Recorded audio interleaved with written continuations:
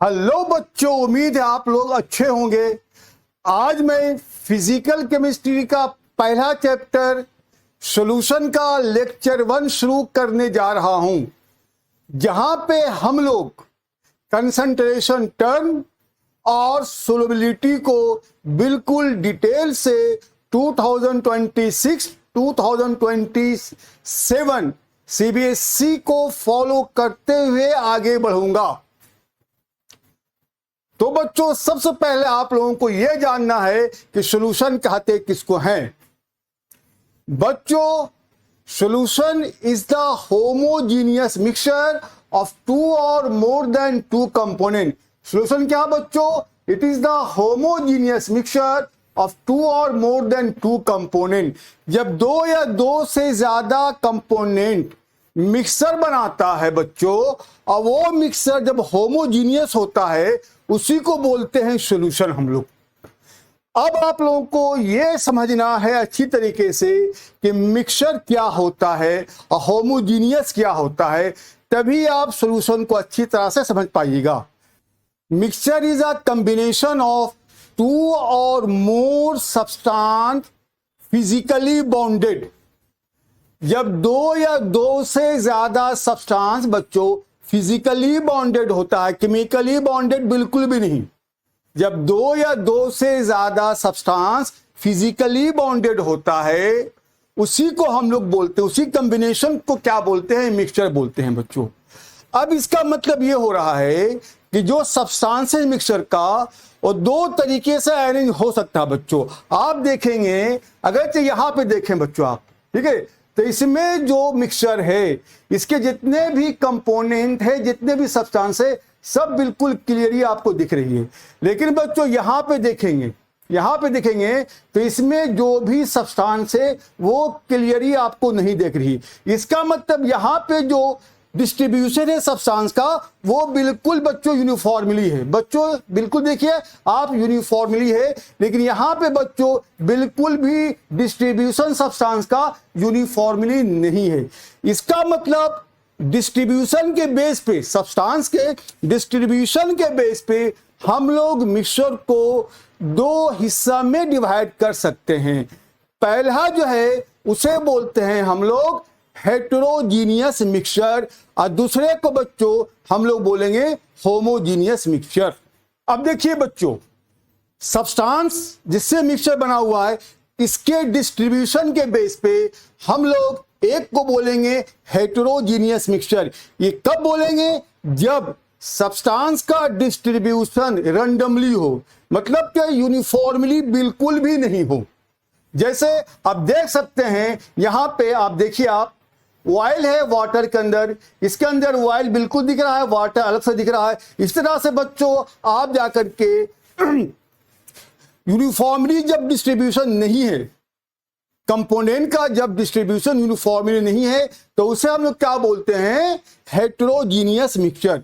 लेकिन बच्चों जब सब्सटेंस का जिससे मिक्सचर बना हुआ है उसका डिस्ट्रीब्यूशन यूनिफॉर्मली हो, बिल्कुल थ्रूआउट यूनिफॉर्मली, सभी जगह पे आपको एक ही चीज दिखेगा। ऐसा नहीं है कि यहां पे कुछ कंसंट्रेशन, यहां पे कुछ कंसंट्रेशन, यहां पे कुछ कंसंट्रेशन, ऐसा नहीं। बिल्कुल यूनिफॉर्मली डिस्ट्रीब्यूशन जब होगा सब्सटेंस का, तो उस तरह के मिक्सचर को हम लोग बोलते हैं होमोजीनियस मिक्सचर। और सॉल्यूशन क्या है? यही तो है, मैं बता चुका हूं। It is the homogeneous mixture of two और मोर देन टू कंपोनेंट।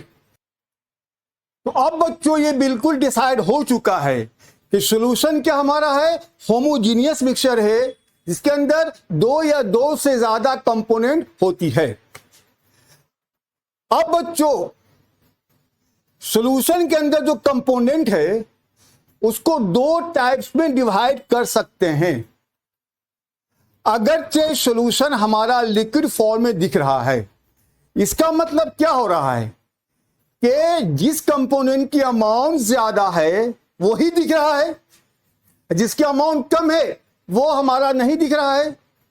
ठीक है, तो जिस कंपोनेंट की अमाउंट ज्यादा होती है बच्चों सॉल्यूशन में, उसे बोलते हैं हम लोग सॉल्वेंट। क्या मैं बोला? जिसकी अमाउंट ज्यादा और जो फिजिकल अपीयरेंस में पार्टिसिपेट करता हो उसे बोलेंगे हम लोग सॉल्वेंट। और सॉल्वेंट बच्चों लिक्विड भी हो सकता है, सॉलिड भी हो सकता है, गैस भी हो सकता है। अगरचे सॉल्यूशन लिक्विड है इसका मतलब उसके अंदर सॉल्वेंट लिक्विड है, अगरचे सॉल्यूशन सॉलिड है इसका मतलब उसके अंदर सॉल्वेंट सॉलिड है, अगरचे सॉल्यूशन गैस है इसका मतलब उसके अंदर सॉल्वेंट गैस है। जिसकी अमाउंट ज्यादा और जो फिजिकल अपीयरेंस से पार्टिसिपेट करता हो उसी को बोलते हैं सॉल्वेंट। अब जो दूसरा बच जाता है बच्चों उसे क्या बोलते हैं, जिसकी अमाउंट कम होती है उसे क्या बोलते हैं, सॉल्यूट। बच्चों हम लोग इस बात को डिस्कस कर चुके हैं कि सॉल्यूशन के अंदर दो कंपोनेंट होते हैं, एक को बोलते हैं सॉल्वेंट जिसकी अमाउंट ज्यादा होती है और एक को बोलते हैं सॉल्यूट जिसकी अमाउंट कम होती है। ठीक है, अब कंसंट्रेशन के बारे में हम लोग बात करेंगे। तो कंसंट्रेशन क्या है, ये कुछ नहीं है, सॉल्यूट को जिस टर्म से रिप्रेजेंट करते हैं सॉल्यूशन के अंदर उसी को बोलते हैं कंसंट्रेशन। सॉल्यूट की अमाउंट को जिस टर्म से हम लोग डिनोट करते हैं सॉल्यूशन के अंदर इसी को बोलते हैं कंसंट्रेशन। ठीक है, तो कह सकते हैं concentration is the amount of a solute in particular amount of solvent.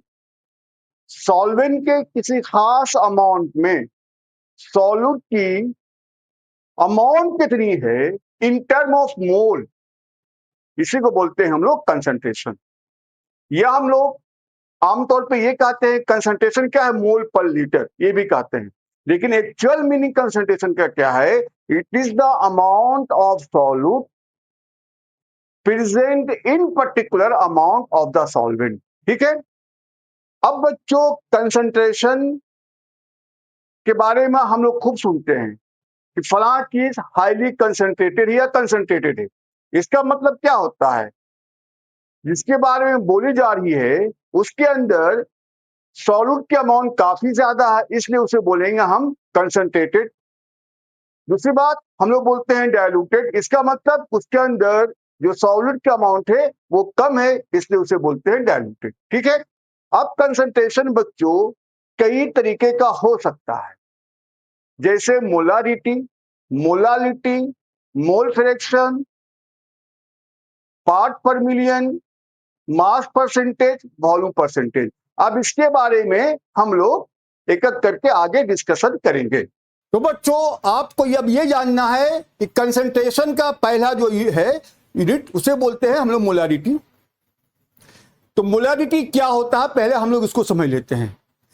तो बच्चों मोलारिटी क्या है, it is the number of mole of solute present per litre of the solution. मतलब सॉल्यूशन के 1 लीटर में कितना नंबर ऑफ मोल सॉल्यूट की है। जैसे मान लीजिए हमारा एक कंटेनर है, मान लीजिए हमारा एक कंटेनर है जिसके अंदर बॉल्स है, बॉल्स को हम मान लें कि हमारा नंबर ऑफ मोल है और 1 लीटर के कंटेनर है बच्चों। तो इस कंटेनर के अंदर जितनी बॉल होगी, इस कंटेनर के अंदर जितनी बॉल होगी उसी नंबर ऑफ बॉल को बोलेंगे मोलारिटी। अगरचे बॉल की नंबर 50 है, ठीक है, तो इसे क्या बोलेंगे, इसकी मोलारिटी 50 हो गई। क्यों, क्योंकि नंबर ऑफ मोल 50 है। तो कह सकते हैं कि 1 लीटर के कंटेनर में जितने भी नंबर ऑफ मोल सॉल्यूट की होगी उसी को बोलेंगे बच्चों हम लोग मोलारिटी।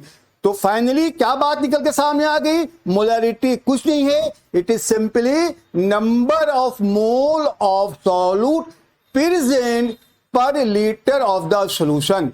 तो इसका फार्मूला आप लिख सकते हैं, देखिए molarity equals to number of mole of solute present per litre of the solution. इसको आप लोग आगे बढ़ाएंगे तो इस तरह से फार्मूला हो सकता है। इसका आप लोग स्क्रीनशॉट ले लीजिए। ले लिया, चलिए ठीक है।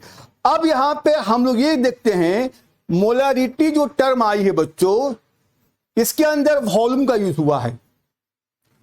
तो जहां पे कंसंट्रेशन के जिस टर्म में बच्चों वॉल्यूम का इस्तेमाल होगा वहां पे टेम्परेचर का डिपेंडेंट होगा। इसका मतलब मोलारिटी टेम्परेचर के ऊपर डिपेंड करता है। अब डिपेंड कैसे करता है बच्चों? हमें पता है कि volume directly proportional to the temperature. जैसे जैसे टेम्परेचर बढ़ाओगे वैसे वैसे किसी भी चीज की, किसी भी गैस की वॉल्यूम बढ़ेगी। अब यहां पे बच्चों जो वॉल्यूम है और मोलारिटी के बीच जो रिलेशन है वो इन्वर्सली प्रोपोर्शनल है। इसका मतलब क्या हो रहा है कि molarity will depend on temperature but it is inversely proportional to it. हम लोग बच्चों मोलारिटी सीख चुके हैं। अब हम लोग न्यूमेरिकल बनाने की टिप्स क्या है, न्यूमेरिकल कैसे बनाते हैं, क्योंकि ज्यादातर बच्चे न्यूमेरिकल से घबराते हैं और उनको न्यूमेरिकल बनाने में परेशानी होती है। तो आज मैं आपको वो अप्रोच बताऊंगा जिससे न्यूमेरिकल बनाना बहुत ही आसान हो जाएगा। ठीक है, तो क्या करना है, जब भी न्यूमेरिकल सामने आए तो सबसे पहले बच्चों आपको जो क्वेश्चन में डेटा दी हुई है, जो क्वेश्चन में बच्चों डेटा दी हुई है, उस डेटा को पहले गिवन डेटा के अंडरलाइन करके लिख लेना है। ठीक है, उसके बाद जो चीज पूछेगा उसका फॉर्मूला कहीं पे साइड में लिख लेना है। अब आपको ये कंपेयर करना है कि जो फार्मूला में डेटा है वो डेटा गिवन डेटा में है या नहीं। अगर ये है तो डायरेक्ट अप्लाई कीजिए, सोल्व कीजिए, आंसर आपके हाथ में। लेकिन ज्यादातर गिवन डेटा में वो डेटा नहीं होगा जो रिक्वायर्ड डेटा है। तो आपको क्या करना पड़ेगा बच्चों, गिवन डेटा को चेंज करना पड़ेगा उस डेटा में जो रिक्वायर्ड डेटा है, जो डेटा फार्मूला में है। बस इतनी सी बात है। इसी दो स्टेप को आप फॉलो करेंगे, हर न्यूमेरिकल आपसे बनने लगेगा। तो चलिए हम लोग देखते हैं कि मोलारिटी के ऊपर न्यूमेरिकल या मोलारिटी के ऊपर न्यूमेरिकल या मोल फ्रैक्शन के ऊपर न्यूमेरिकल कैसे बनता है। यहाँ पे तो बच्चों मैं बहुत ही कम बेसिक न्यूमेरिकल आप लोगों को जो एनसीईआरटी का वो मैं बता रहा हूँ। ज्यादातर न्यूमेरिकल आपके लिए अलग सा वीडियो मैं बना दूंगा, जो प्ले लिस्ट में दे दूंगा, वहां से आप लोग देख लेंगे। तो चलिए बच्चों, जो मैं आपको टिप्स बताया था कि न्यूमेरिकल कैसे सोल्व करना है, उसी को मैं अप्लाई करते हुए अब आपको दिखा रहा हूं। तो पहला क्वेश्चन जो मैं मोलारिटी से लिया हूं वो ये क्वेश्चन एनसीईआरटी का है। सिर्फ मुझे आपको ये बताना है कि कैसे आप क्वेश्चन को बनाने के वक्त आपका अप्रोच होगा। तो पहले मैं क्या करता हूँ, गिवन डेटा मैं लिखता हूँ, बताया भी था आपको पहले गिवन डेटा लिखना आपको है। तो लिखिए क्वेश्चन क्या कहता है, calculate the molarity of a solution containing 5 gram of NaOH in 450 ml solution। तो बच्चों इसमें क्या पूछता है, मोलारिटी पूछ रहा है। तो पहले मैं लिखता हूं गिवन डेटा,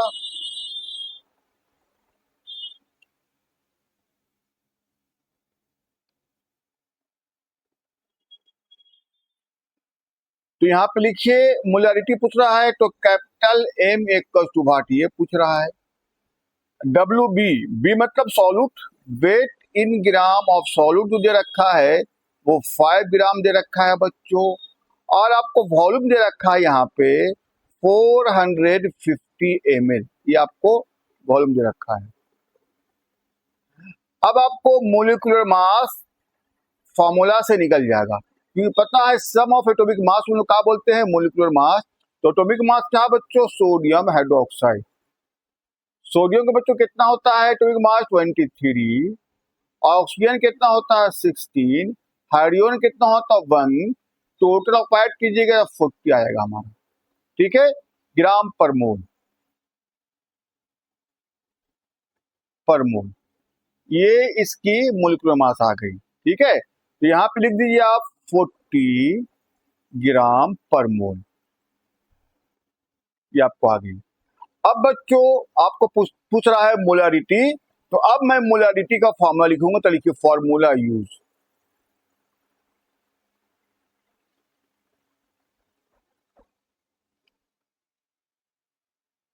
क्या होगा,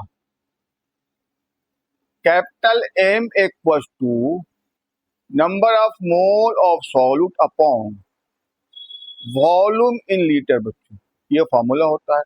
अब देखिए डेटा में नंबर ऑफ मोल मेरा नहीं दिया हुआ है, अगर इन डेटा से मैं नंबर ऑफ मोल निकाल लूं, क्योंकि वॉल्यूम मुझे दे रखा है लेकिन ml में, इसको मैं चेंज कर दूंगा लीटर में और इस डेटा से मैं नंबर ऑफ मोल निकाल कर इस फॉर्मूला में पुट करूंगा, आंसर हमारे हाथ में।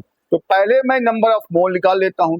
तो एन बी इक्वल टू बच्चों क्या हो जाएगा हमारा 5, ठीक है, अपॉन मोलिकुलर मास कितना बच्चों 40। इसको आप बच्चों सोल्व करेंगे तो आपका आंसर जो आएगा बच्चों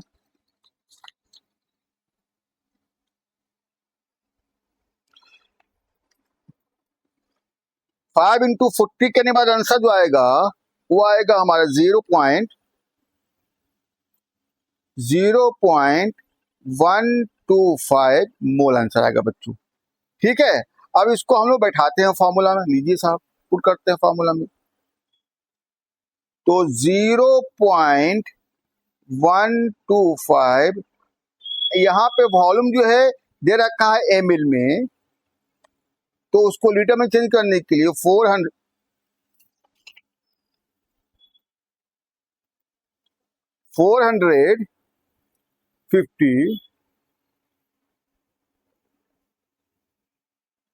450 और इसको मैं लीटर में बनाने के लिए ऊपर ले जाऊंगा, 1000 करूंगा मैं, 1000।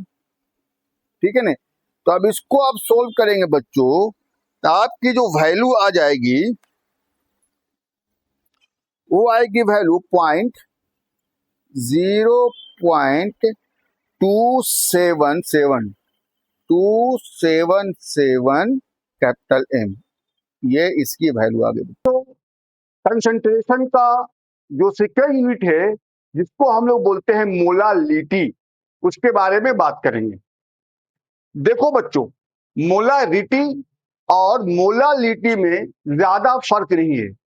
मोलारिटी में वॉल्यूम का इस्तेमाल हुआ था, यहाँ पे मास का इस्तेमाल होगा, बस इतना ही फर्क है। तो मोलालिटी क्या होता है?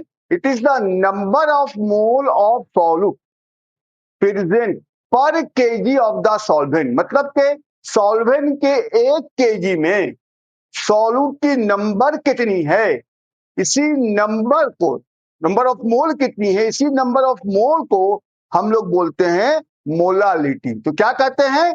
It is the number of mole of solute present पर केजी ऑफ द सॉल्वेंट। ठीक है बच्चों, तो आपका जो है न्यूमेरिकल बन जाएगा। हमारा नंबर ऑफ मोल देखिए क्या होता है। अब मोलालिटी के ऊपर फार्मूला लगाया नंबर ऑफ मोल, और उसके बाद जो है पर केजी में ऐसा ऐसे ड्राइव करके फार्मूला आपका मोलालिटी का बन जाएगा बच्चों। कंसंट्रेशन का जो सेकेंड यूनिट है जिसको हम लोग बोलते हैं मोलालिटी, उसके बारे में बात करेंगे।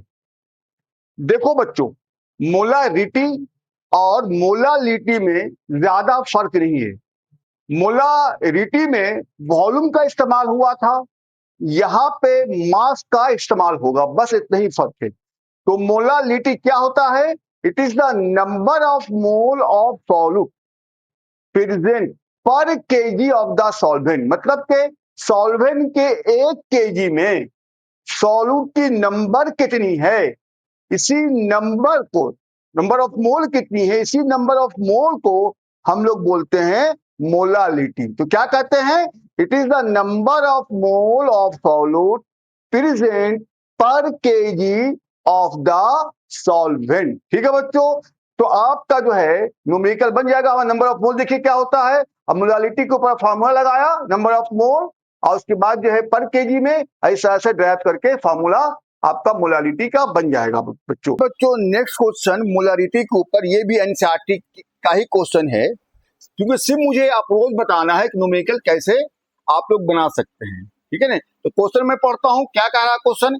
Calculate the molality of 2.5 gram of ethylene glycol in 75 gram of benzene। ठीक है, तो पहले मैं डेटा लिख रहा हूं, गिवन डेटा जो है जो क्वेश्चन में दिया हुआ है, जिसे मैं लिखता हूं। तो गिवन डेटा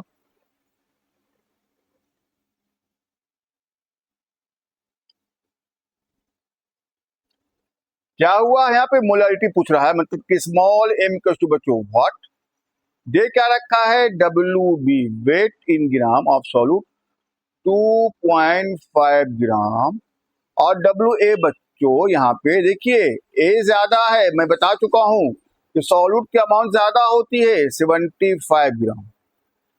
अब बच्चों मोलिकुलर मास यानी कि MB इथाइलिन ग्लाइकोल का मैं निकाल लेता हूँ। देखिए यहाँ पे इथाइलिन ग्लाइकोल इथानोइक एसिड है, इसका मैं निकाल लेता हूँ CH3COH।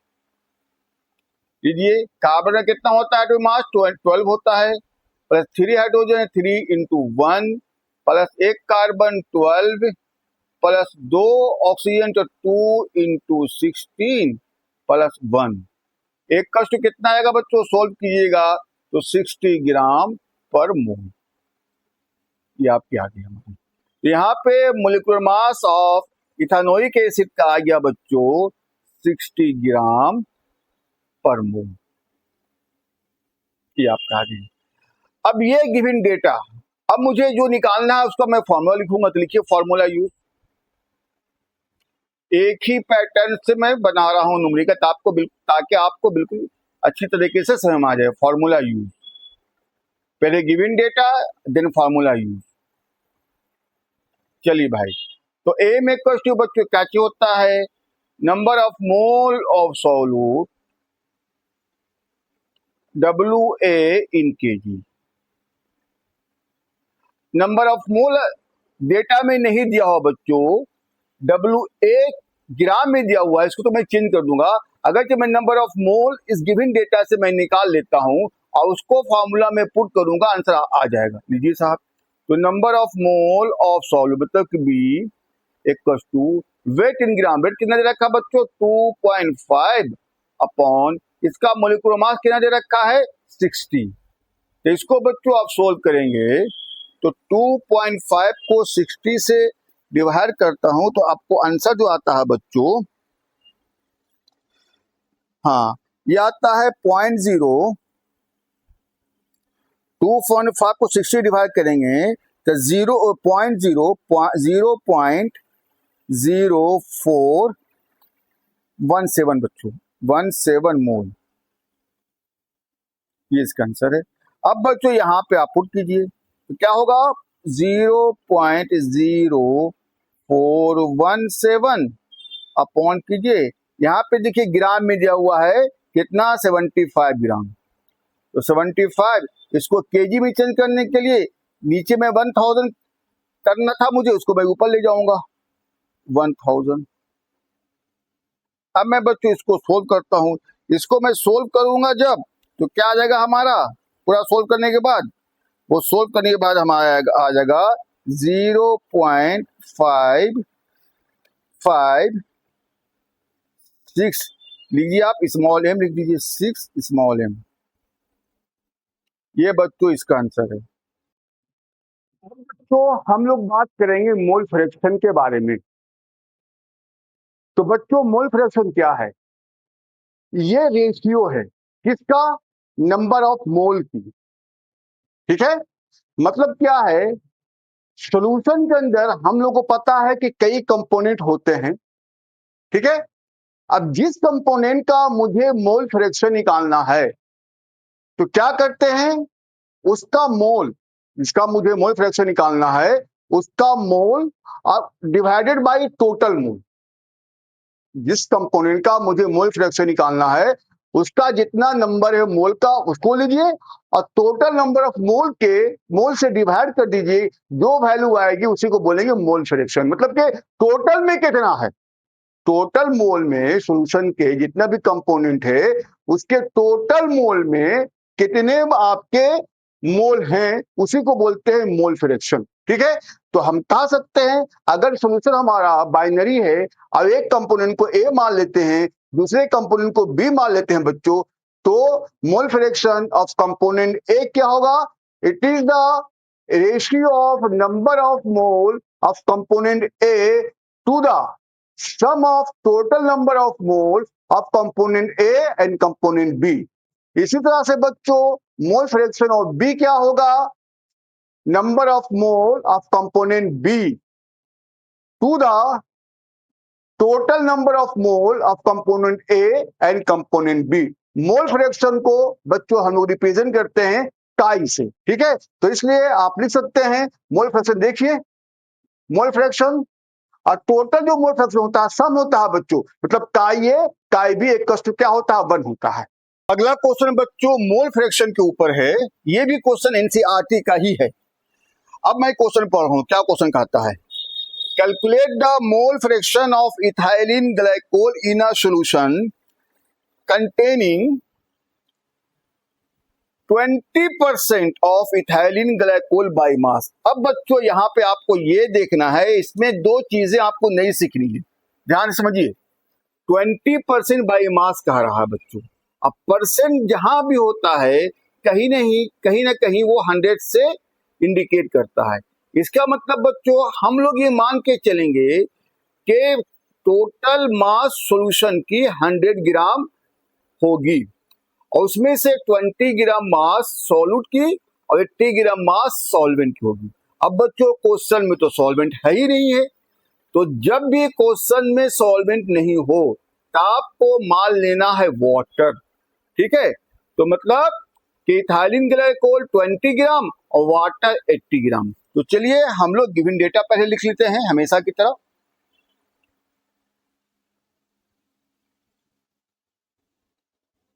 Given data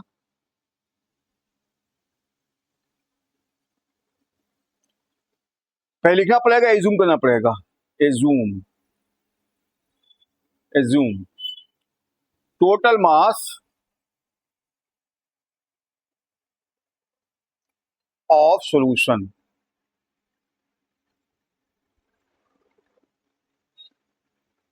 equal to 100 ग्राम।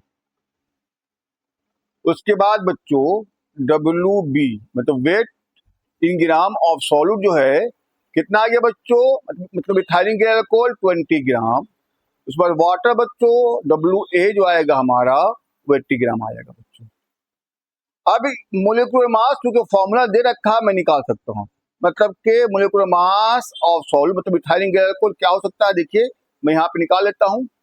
तो C2H6O2 मतलब यहाँ पे 2 into 12 plus 6 into 1 plus 2 into 16, ठीक है। इसको बच्चों आप सोल्व करेंगे तो आपका आ जाएगा 62 ग्राम पर मोल। ये इसकी मोलिकुलर मास आ गई, मतलब के molecular mass of ethylene glycol 62 ग्राम पर मोल। इसी तरह से वाटर के मोलिकुलर मास मतलब कि MbMa क्या हो सकता है हमारा, अच्छी तरह पता वाटर का फॉर्मूला H2O होता है बच्चों। तो 2 इंटू 1 प्लस 16 इसकी वैल्यू आ जाएगी हमारी 18। यहाँ पे लिख दीजिए आप 18 ग्राम पर मोल। तो बच्चों इतनी सब बातें गिवन डेटा में हो चुकी है। अब हमें फॉर्मूला लिखना है, तो हमें पूछ क्या रहा, लिखिए भाई क्या पूछ रहा है, दोनों का मोल फ्रैक्शन मतलब के काई इथाइलिन ग्लाइकोल मतलब C2H6O2 इक्वल्स टू व्हाट, ये पूछ रहा है बच्चों। दूसरा पूछ रहा है मोल फ्रैक्शन ऑफ वाटर मतलब काई H2O, ये पूछ रहा है बच्चों। अब मैं फॉर्मूला लिखता हूं, तो लिखिए फॉर्मूला पहले, फॉर्मूला लिखिए यहाँ पे। तो काई C2H6O2 इक्वल टू यहाँ पर आएगा नंबर ऑफ मोल ऑफ काई मतलब के C2H6O2 upon total number of मोल मतलब के NC2H6O2 plus number of mole of water मतलब H2O। अब बच्चों गिवन डेटा से number of mole ethylene glycol की और वाटर की मैं निकाल कर फार्मूला में पुट कर दूंगा, आंसर हमारा आ जाएगा। तो चलिए मैं निकालता हूं, पुट करता हूं। चलिए पहले मैं इथाइलिन ग्लाइकोल का नंबर ऑफ मोल निकाल लेता हूं।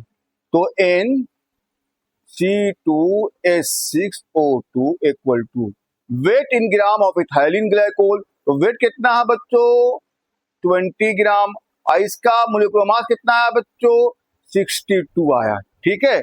अब इसे आप सोल्व करेंगे, ठीक है, तो आपकी जो वैल्यू आएगी इथाइलिन ग्लाइकोल की वो वैल्यू आएगी हमारी 0.03 22 मोल। ये बच्चों इथाइलिन ग्लाइकोल मोल आ गई। इसी तरह से बच्चों number of mole of water जो आएगी हमारी वो 80 है दिया हुआ वेट, और इसके मोलिकुलर मास कितना होता है 18 होता है। इसको आप सोल्व करेंगे तो आपकी वैल्यू आएगी 4.44 मोल। ये आपके दोनों के नंबर ऑफ मोल आ गई। अब फॉर्मूला लगाइए, फॉर्मूला में पुट कीजिए आंसर आपका हाथ में। तो KC2H6O2 इक्वल टू बच्चों, अब देखिए इथाइलिन ग्लाइकोल का मुझे निकालना है तो नंबर ऑफ मोल पहले मैं लिखूंगा 0.322 अपॉन 0.322 प्लस 4.44। इसको बच्चों आप सोल्व करेंगे तो आपका जो आंसर बनेगा वो बनेगा 0.068। इसी तरह से काई वाटर, काई H2O, यहां पे लिखिए आप, यहाँ पे नंबर ऑफ मोल जो काई का आया है हमारा वाटर का आया है वो कितना 4.44, तो ऊपर लिखिए 4.44 और नीचे में दोनों के नंबर ऑफ मोल को सम कर दीजिए 0.322 प्लस 4.44। इसको बच्चों आप सोल्व करेंगे तो आपका आंसर जो बनेगा वो बनेगा 0.932। तो इस तरह से आपका काई तो mole fraction of ethylene glycol और मोल फ्रैक्शन ऑफ वाटर आ जाता है। अब बच्चों आपको जानना है मास परसेंटेज और वॉल्यूम परसेंटेज और पार्ट पर मिलियन। ये सब एक ही तरह की चीज है, आपको खाली समझ लेना है। देखो बच्चों, मास परसेंटेज क्या होता है, ठीक है ना? जिस चीज का मुझे मास निकालना है उसका mass upon total mass into 100। जिस चीज का मुझे मास निकालना है परसेंट में तो उसका mass upon total mass into 100। मतलब के जिस चीज का मुझे मास निकालना है, मास परसेंटेज देखिए W/W mass of the component to the total mass of the solution into 100। ठीक है बच्चों, इस तरह से वॉल्यूम परसेंटेज भी होता है कि जिस चीज का आपको वॉल्यूम परसेंट निकालना है उसका volume upon total volume into 100 लिख लीजिए आप यहाँ पे। ठीक है ना, जिस चीज का वॉल्यूम परसेंटेज निकालना है volume of the component to the total volume of the component into 100। ठीक है, ठीक है। इस तरह से बच्चों पार्ट पर मिलियन भी होता है। पार्ट पर मिलियन में खाली एक ही चीज मैं बताऊंगा जो इंपॉर्टेंट है कि जब सॉल्वेंट की अमाउंट काफी ज्यादा होती है सॉलिड के रिप्रेजेंट में, तब के सॉलिड बहुत छोटा बहुत कम है, तो वहीं पे हम लोग पार्ट पर मिलियन का इस्तेमाल करते हैं। तो पार्ट पर मिलियन का क्या होता है बच्चों, ये हम लोग मास के टर्म में भी रिप्रेजेंट करते हैं, वॉल्यूम के टर्म में भी रिप्रेजेंट करते हैं। अगर कि मास के टर्म में रिप्रेजेंट करना है बच्चों तो क्या होगा, mass of a component to the total mass of all component into 10⁶ होता है बच्चों। ठीक है, मास में। वॉल्यूम में क्या कीजिएगा पार्ट पर मिलियन को, volume of that component to the total volume of the solution into 10⁶। तो इस तरह से बच्चों आज हम लोग कंसंट्रेशन की टर्म और बेसिक न्यूमेरिकल डिस्कस कर चुके हैं।